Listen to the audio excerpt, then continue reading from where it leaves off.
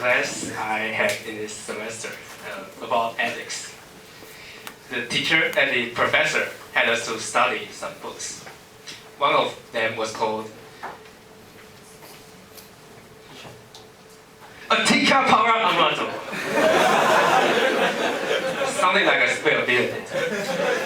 Actually, Etika means it's Spanish, and Etika means ethics.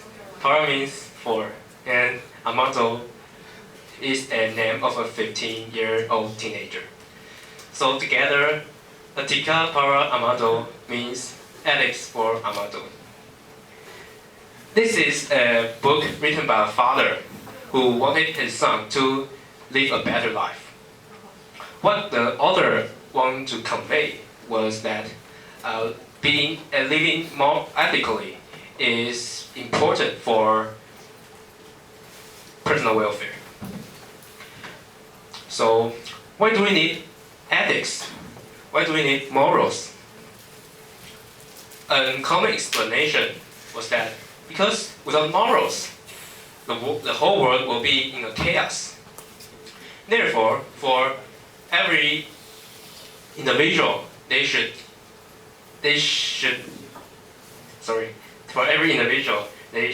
obey moral rules if they care for their self-interests. I don't like this explanation. It sounds like we're all forced to be moral.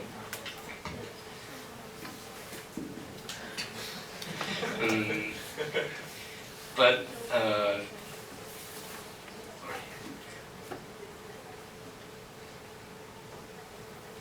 what if I say being moral is actually following the guidelines that lead us to a happy life?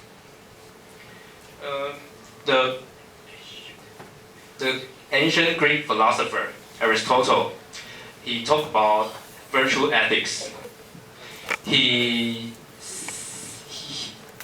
argued that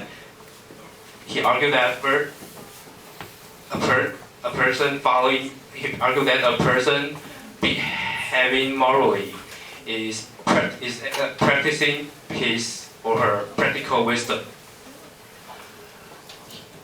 Every complete person all have the ability to practice practical wisdom. And practical wisdom is critical for an individual's happiness. So from this perspective, when we're considering what makes our lives better, we are stepping out our first step to practice the practical wisdom. But now, the question is, how? How should we practice our practical wisdom?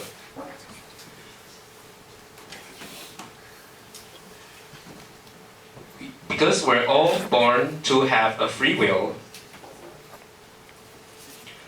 we can choose whatever kind of way of life we live. Thing has its pros and cons. We have the freedom, but the freedom would make us easier to make mistakes. So, is there any instruction or tips for us to follow from the book? Yes, there is some tips. I'll call them the tips toward happiness, and I'll introduce them for you in the following part of my speech. First is the diversity of the complexity of life. We should never measure our lives into one or two simple dimensions. We're all born to pursue happiness and to pursue whatever we want. But whenever you find what you're pursuing makes you hard to taste other happiness, you should be cautious. The lost may never be regained. Second is don't be nearsighted, nor look too far. Being nearsighted means we only see the small merits that are not far away from us, but neglect the overall merits from the perspective of the whole life. We can often see these examples of people on the television. Those who corrupt or